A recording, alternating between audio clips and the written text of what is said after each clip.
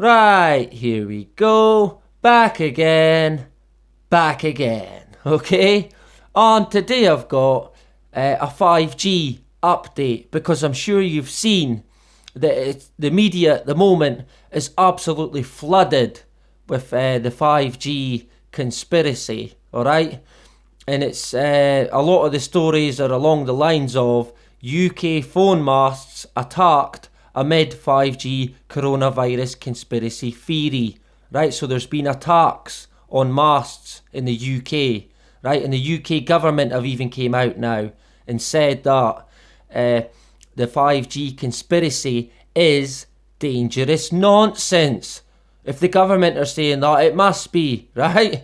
BBC News, scientists brand 5G claims complete rubbish, right? And that's from the scientists, so it must be true.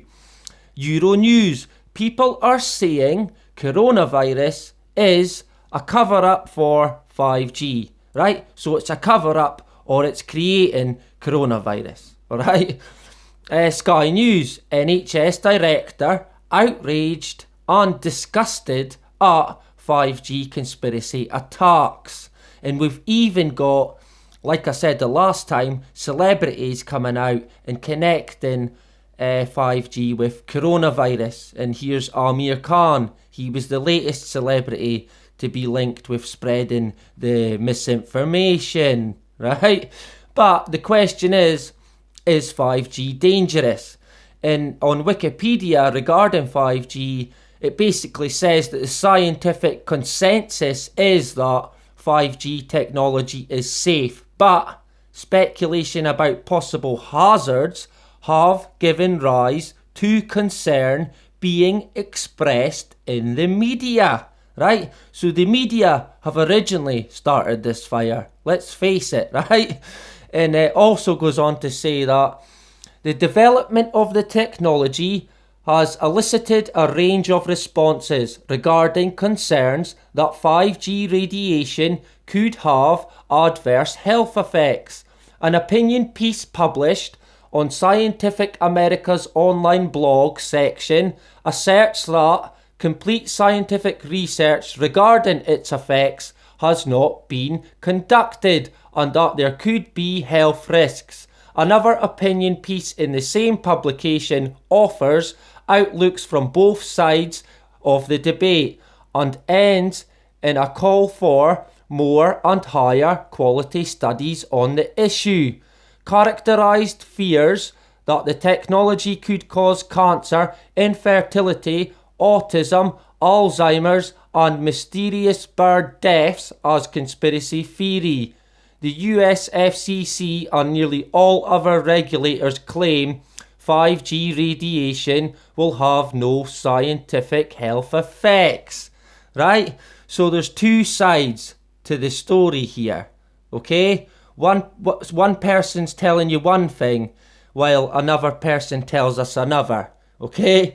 And it also says that Dr. Martin Fail, professor of biochemistry and basic medical sciences at Washington State University, believes putting in tens of millions of 5G antenna without a single biological test of safety has got to be about the stupidest idea anyone has had in the history of the world. He cites the increased number of phased arrays, the high energy pulses which can easily penetrate the human body, right? So this boy's raising some serious concerns about this 5G, okay? It then goes on to say that in January 2019, more than 180 scientists and doctors from 36 countries sent a letter to officials of the European Union demanding a moratorium on 5G coverage in Europe until potential hazards for human health have been fully investigated. According to the statement on emerging health and environmental issues edited by European Commission Scientific Committee on Health, Environmental and Emerging Risks, 5G networks will soon be rolled out for mobile phone and smart device users. How exposure to electromagnetic fields could affect humans remains a controversial area, and studies have not yielded clear evidence of the impact on mammals, birds, or insects. The lack of clear evidence to inform the development of exposure guidelines to 5G technology leaves open the possibility of unintended biological consequences. Okay, so yeah, there you go, right? And it then says, in the third quarter of 2019, after campaigning by activist groups, a series of small localities in the UK, including Totnes, Brighton and Hove, Glastonbury and Frome, passed resolutions against the implementation of further 5G infrastructure. For example, the Totnes Town Council passed a symbolic moratorium on the building of additional 5G masts, pending additional research on the human health effects of 5G. Right? So, without even looking very far, you can already see that people's concerns regarding 5G are fucking genuine concerns, right? Because, well, what is 5G, right? 5G is the 5th generation of wireless communications technologies, right? And it's saying that it's basically the frequency spectrum of 5G is divided into millimeter waves, mid-band and low band, right? That's Google giving us the breakdown on what 5G is, right? But the question is, like I said, is it dangerous? And honestly, you won't have to look far to find out that it is, right? Because these frequencies can have serious impacts on people's, the human body, alright? And it goes on to say that there is no doubt that short-term exposure to very high levels of electromagnetic fields can be harmful to health. Yeah, you fucking bet it can. Alright? It is dangerous shit, this, okay? And like I said, you won't have to look very far to find different studies on the effects of electromagnetic fields on the human body, or on the likes of human organs and human tissue, right? And the nervous system, it destroys the nervous system. And it points to different studies and reports that have been done in the past that basically prove that frequency and electromagnetic field can actually destroy a human body, right? And they've done lots of different tests in the past on poor wee animals, of course, okay, and probably humans, let's face it, right? And this is an article about the US Army. Millimeter waves are utilised by the US Army in crowd dispersal guns called active denial systems. Dr. Paul Ben pointed to research that was commissioned by the US Army to find out why people ran away when the beam touched them. If you are unlucky enough to be standing there when it hits you, you will feel like your body is on fire. Right? So this is what it does. This is it used as a weapon at a high frequency. Right? This is 5G. Okay? Who's to say it can't be hacked? Alright? And in that article, it does also mention that a lot of respected people have posted warnings about the mass deployment of commercial millimeter wave technology. Right? So a lot of well-known, respected academics have came out and said that, yeah, this shit's fucking dangerous. Alright? So the stuff about it being nonsense, I'm sorry BBC News, but that is fake news. Alright? And the BBC News are the kings of fake news, let's be honest.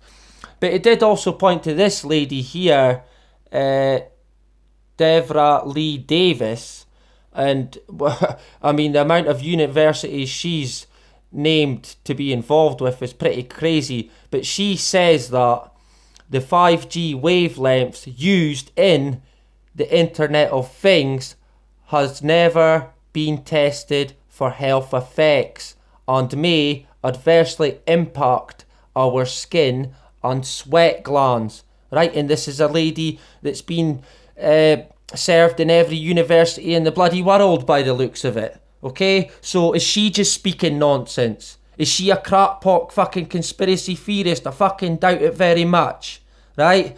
And our good friends at Live Science, 8 months ago, 5G network, how it works, and is it dangerous? Question mark, right? And this is only 8 months ago that this was published in Live Science, and it goes on to say that the only established hazard of non-ionising radiation is too much heating, Foster said, who has studied the health effects of radio waves for nearly 50 years. At high exposure levels, radio frequency energy can indeed be hazardous, producing burns or other thermal damage, but these exposures are typically incurred only in occupational settings near high-powered radio frequency transmitters, right, or someone who's involved in medical procedures. It also says many of the public's outcries over the adoption of 5G echo concerns over previous generations of cellular technology. Skeptics believe exposure to non-ionising radiation may still be responsible for a range of illnesses, from brain tumours to chronic headaches. Over the years, there have been thousands of studies investigating these concerns, right? And this is from Live Science, and a lot of the studies have connected it with the frequencies. Of course they have. It then says, in 2018, the National Toxicology Programme released a decade-long study that found some evidence of an increase in brain and adrenal gland tumours in male rats exposed to the radio frequencies radiation emitted by 2G and 3G cell phones, but not in mice or female rats. Right, and that was only 2 and 3G. Right, and it was giving them tumours, okay? And that was Live Science that told us that. He then says, everyone I know, including me, is recommending more research on 5G because that's not a lot of toxicology studies with this, because there's not a lot of toxicology studies with this technology, Foster said, right?